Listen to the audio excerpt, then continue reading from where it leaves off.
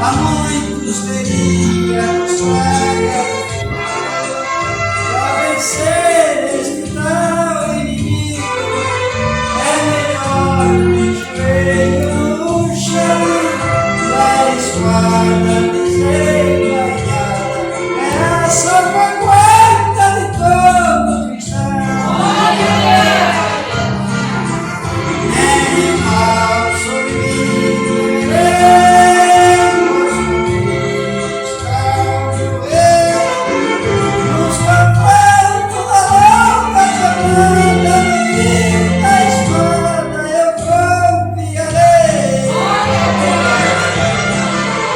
Nem mal sobre mim temerei, pois comigo está o meu rei, nos confrontos da longa jornada, no da espada eu confiarei.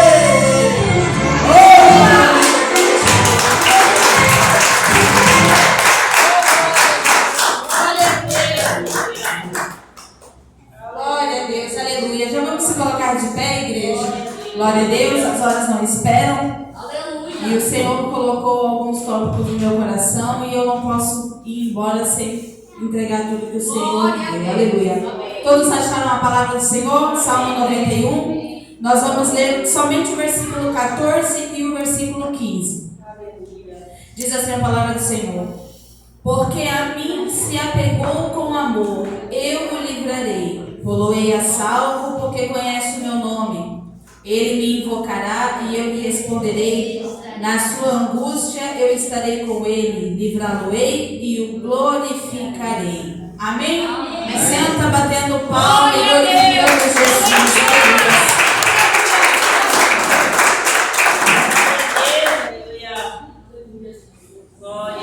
Irmãos, se tem uma coisa que a gente sabe é que Deus nos ama.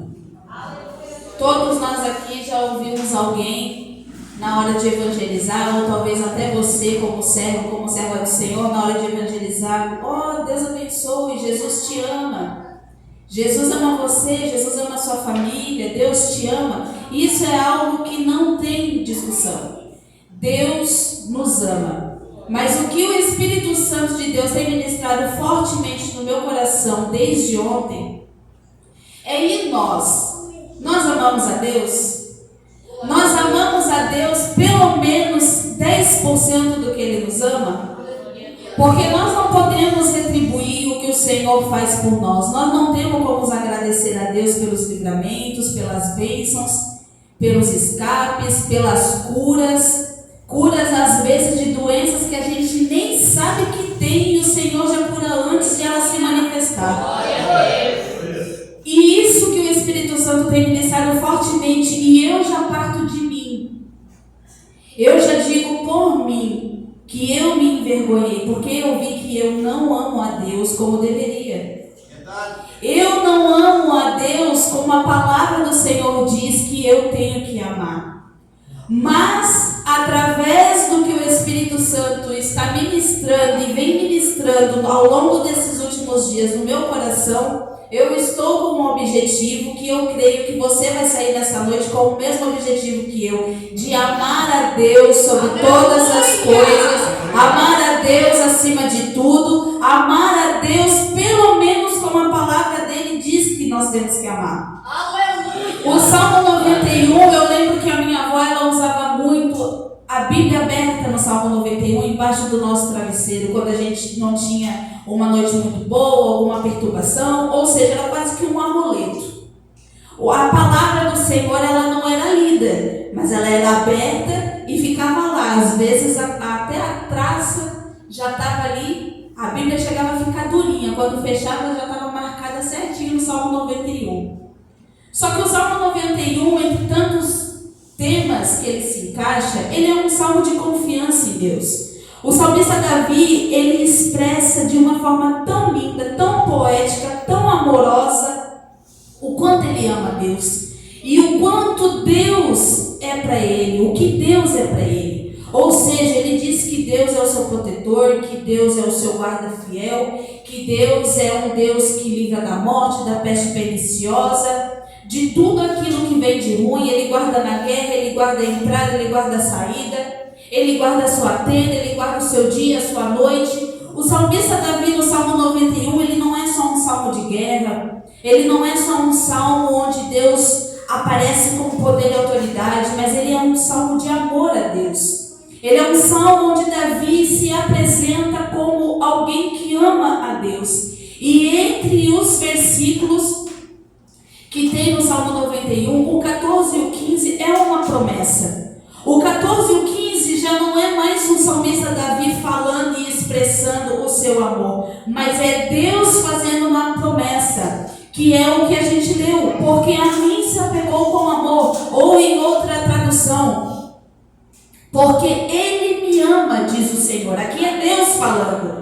Porque Ele me ama, eu o livrarei. Eu o porei em um alto retiro, pois conhece o meu nome. Nós temos aqui duas partes, é como se Deus falasse. Também no versículo 15 ele diz: Ele me invocará e eu lhe responderei. É promessa de Deus. Estarei com Ele na angústia, o livrarei e o glorificarei. Em outras palavras, Deus está falando assim: porque você me ama, porque você conhece o meu nome, você vai me clamar na angústia, você vai pedir meu socorro e eu vou te livrar. Eu vou estar contigo pelo amor que você tem a mim. Ou seja, meus irmãos, não é qualquer um que recebe. Não é qualquer um que tem esse cuidado de Deus. Porque aqueles que não amam a Deus não conseguem ter esse cuidado. Deus deixa bem claro, é Ele quem fala: porque Ele me ama, diz o Senhor, eu o livrarei. Ou seja, você vai ter o livramento pelo amor que você tem por mim. Você vai ter o meu cuidado pelo amor que você tem por mim. Na tua angústia, na tua tristeza, na tua depressão, na tua ansiedade, no teu medo, no teu temor, no desemprego, na enfermidade, você vai me clamar e eu vou te ouvir e vou te responder. É onde também o profeta Jeremias diz lá no capítulo 33, versículo 3: clama a mim e responder-te-ei, e anunciar-te-ei coisas grandes e firmes que tu não conheces. Só acontece com quem ama a Deus. E o Senhor, Ele inspirou através do Espírito Santo vários salmos que falam do amor do ser humano com Deus. Entre esses salmos, porque são muitos salmos, irmãos, Deus me trouxe o Salmo 18, onde o salmista, ele traz uma lista do que Deus é para ele. Entre tantas coisas, o salmista fala que Deus é a rocha, que Deus é a cidadela, que Deus é o seu libertador, que Deus é o seu refúgio, o seu escudo. Ou seja, o salmista, desde o primeiro versículo, ele já está falando: Deus, você para mim é isso, é isso, é isso, é isso. O Senhor é infinitas coisas para mim. Só que tem um versículo que complementa o Salmo 91, que é o versículo 6 do capítulo 18, que ele fala: na minha angústia invoquei o Senhor, gritei por socorro ao meu Deus, e Ele do seu alto templo ouviu a minha voz, e o meu clamor lhe penetrou os ouvidos. Ou seja, o salmista, ele primeiro expressa o quanto ele ama o Senhor, o quanto Deus é maravilhoso para ele, tudo que Deus é para ele, e depois ele fala a consequência desse amor. Eu amo tanto a Deus que o meu clamor não foi somente mais um pedido, mais um ali na terra está clamando. Não, o meu clamor, ele subiu com tanta força que penetrou nos ouvidos do Senhor. E o Senhor me respondeu.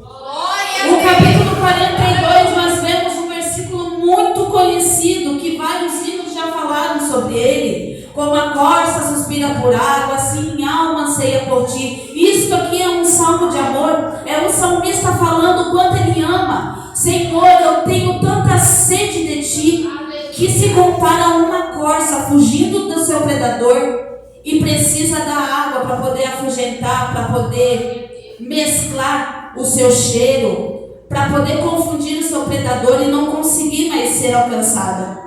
Assim é a minha alma ansiosa pela tua presença. E o salmista, ele deixa bem claro que não é uma fome de qualquer Deus, não. Ele fala no versículo 2: a minha alma tem sede de Deus, Mas não é um Deus de barro, não é um Deus de ferro, não é um Deus de imagem que fica pendurado, não. Ele deixa claro, do Deus vivo. Não é de qualquer Deus que a minha alma tem sede. Eu tenho sede é de um Deus vivo. Um Deus que vive. Um Deus que opera. Um Deus que ouve, que fala, que age em meu favor. E ele mais pra frente, ele ainda fala: minha alma, por que você está atribulada? Por que você está abatida, minha alma? Por que é que tu está perturbada? Espere em Deus, pois ainda louvarei a Ele, meu auxílio e Deus meu. Glória a Deus. Nós, às vezes, estamos com a nossa alma tão abatida, tão angustiada, tão triste, que Ele mesmo faz a pergunta para ele. O Davi, ele foi um homem segundo o coração de Deus, mas que errou inúmeras vezes. Por várias vezes ele se encontrou em situações em que ele estava entre a vida e a morte.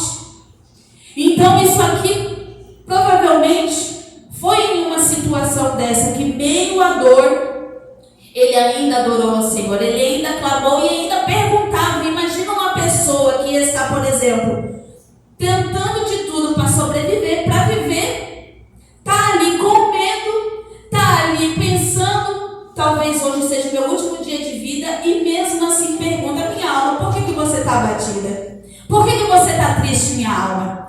É nítido que ela vai estar abatida. É nítido que ela vai estar triste em meio à situação. Mas a confiança, o amor de Davi era tão grande em Deus que ele faz essa pergunta, sendo que tem resposta. Mas ele fala: espere em Deus.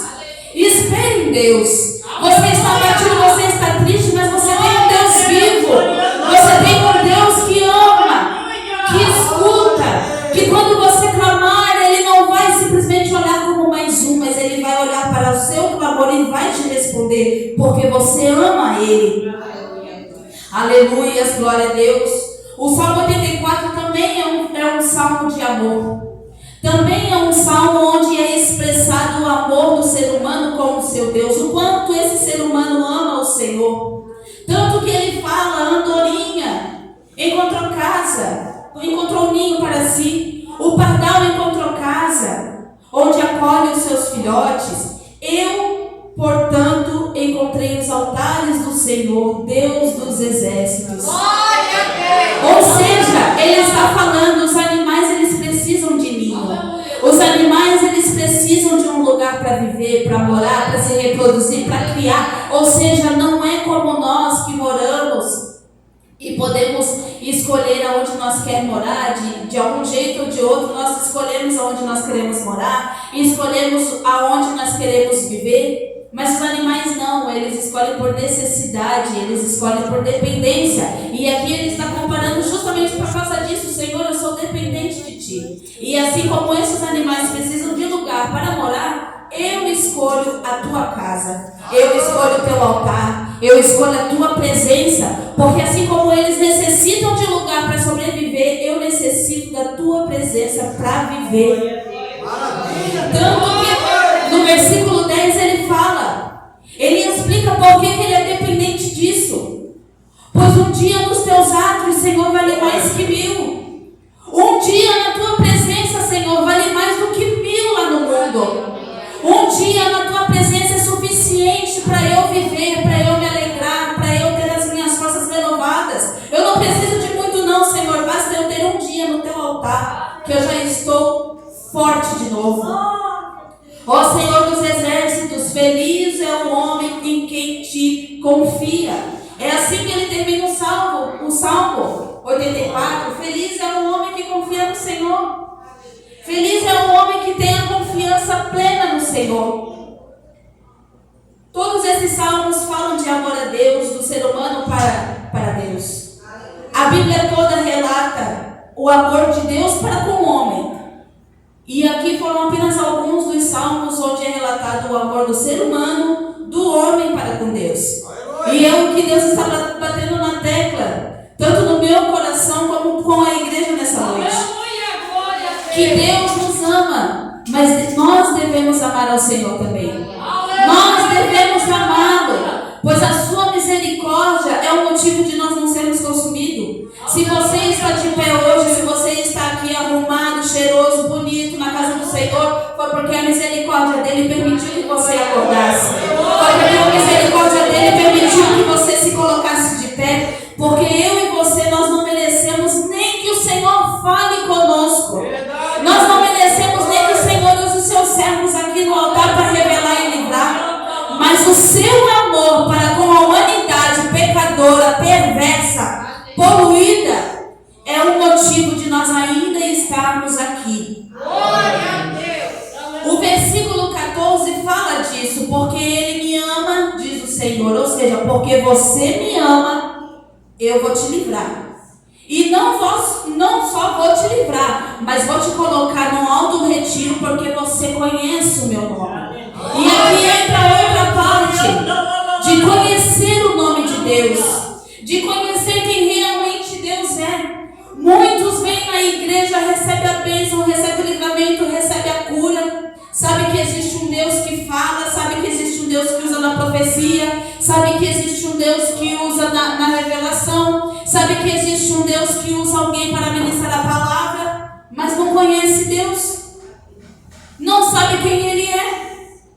E não existe outro lugar para você conhecer este Deus, senão lendo sobre Ele, ouvindo a voz dele. Este livro aqui, ele não contém a palavra de Deus, ele é a palavra de Deus. Tudo que você precisa saber sobre quem Deus é, sobre como Ele faz, sobre como é a sua justiça, o caráter de Deus, é só abrir a sua palavra e ler. Porque muitos falam assim, abrem a boca e falam: Deus é amor, Deus, Ele perdoa os pecados, Deus é um Deus que ama todo mundo. Realmente Ele ama todo mundo.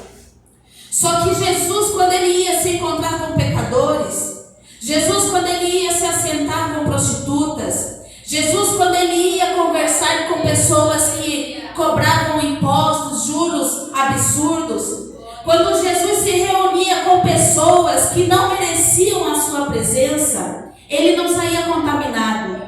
Ele não saía com as mesmas atitudes, com os mesmos hábitos. Pelo contrário, quando Jesus estava presente, quando Jesus tinha um encontro com alguém, com algum pecador, esse pecador se arrependia e saía transformado. Havia transformação. E muitos aí fora querem abrir a boca para dizer: não precisa mudar, não precisa fazer isso, não precisa fazer aquilo, porque Jesus, Ele andava com pecadores. Mas Jesus, quando Ele andava com o pecador via a impureza, via tudo aquilo que ele fazia de errado, se arrependia e via Ele como o único e suficiente Salvador. Não adianta Jesus ter um encontro com você e você ficar da mesma forma. Se você conhecer o nome de Deus, como diz aqui, se você ter um encontro com Jesus, eu te garanto, você não vai ser mais o mesmo. Não tem um só ser humano que teve um encontro com Deus e continuou no mesmo pecado. Não tem um ser humano que teve um encontro com Deus e continuou da mesma forma, na mesma promiscuidade. Se era prostituto, se era prostituta, parou de se prostituir. Se era traficante, saiu do tráfico. Se mentia, não mente mais. Se tinha boca suja, purificou os lábios. Se falava do irmão, agora abençoa. Se amaldiçoava, derrama bênção. Existe mudança quando tem encontro com Deus. Existe mudança quando conhece o nome de Deus. E é isso que o Senhor fala. E quando nós conhecemos ao nome do Senhor, nós vemos em João 17 que nós conhecemos a um Deus que nós não apalpamos. Nós conhecemos a um Deus que nós não temos contato físico. Nós conhecemos a um Deus, aleluia, que nós não temos imagem dele. O problema do povo de Israel naquela época é porque eles queriam algo para apalpar. Muitas vezes o povo de Israel, ele pecou contra Deus, ele traía o Senhor. Por causa disso, Moisés estava lá no monte, tendo uma intimidade com Deus durante 40 dias. O Senhor lhe dando os 10 mandamentos. Quando ele desce, o povo já estava entregue à idolatria com um bezerro de ouro. Tinham derretido todas as joias, tudo que tinham feito um bezerro. Por quê? Porque na cabeça deles, Moisés já tinha até morrido. 40 dias em cima de um monte e nada de notícia, nada de nada. A Moisinha já está virando as costas. Aí Deus fala: Moisés, eu vou enviar um anjo. O mesmo anjo que foi com vocês como coluna de fogo atrás, à noite, e coluna de nuvem durante o dia, ele vai enviar vocês. Deus abençoe. Só que Moisés, ele sabia que anjo nenhum iria trazer a presença do Senhor. Anjo nenhum iria fazer o que o Senhor poderia fazer. E ele fala: Senhor, se a tua presença não for, eu não vou. Se a tua presença não estiver conosco, o Senhor pode mandar o melhor anjo, a patente mais alta, eu não quero. Se a tua presença não estiver conosco, eu não vou. Pode me levar, pode entregar esse povo a quem o Senhor quiser. E nós vemos que Moisés conhecia o nome de Deus. Nós vemos que Moisés, ele tinha plena convicção de que o Deus em que ele servia, o Deus a quem ele adorava, era um Deus verdadeiro, um Deus vivo, um Deus fiel. E em João 17, no versículo 3, nós vemos que a vida eterna é justamente essa. É que nós conheçamos ao Senhor, o único e verdadeiro Deus, e ao seu Filho Jesus, a quem ele enviou. Não existe outro caminho para a vida eterna. Você tem que reconhecer que Deus é vivo, que Deus é verdadeiro, que Deus é eterno e que Cristo é o seu Filho. Que Cristo foi enviado, que Cristo é o Messias, que Cristo é o autor e consumador da salvação. Isso é conhecer a Deus. Só que o problema, meus irmãos, é que às vezes, mesmo depois de você conhecer a Deus, mesmo depois de Deus te limpar, mesmo depois de Deus te libertar, mesmo depois de Deus transformar toda a tua vida, te tirar daquele lamaçal do pecado, te dar um banho de graça, um banho de sangue, muitos ainda continuam nos velhos costumes, muitos ainda continuam nos velhos hábitos. E Paulo escreve aos Galatenses, no capítulo 4, versículo 9, fazendo essa pergunta: como é que vocês podem, depois de conhecer a Deus, depois de estar servindo a Ele, depois de ter experiência com Ele, ainda continuar nessas mesmas crenças velhas, podres e fracas? Palavras de Paulo. Essas crenças velhas, fracas e pobres, costumes, hábitos, como que vocês podem continuar praticando, acreditando nessas coisas depois de acreditar no Senhor, ter um encontro com Ele, ter uma experiência com Ele? Trazendo para os dias de hoje, não é difícil de ver crente que acredita em horóscopo. Não é difícil de ver crente que acredita em banho de descarrego em casa. Ficar dando banho de sal grosso para tirar mal olhado. Ah, porque a minha vida está toda atrasada.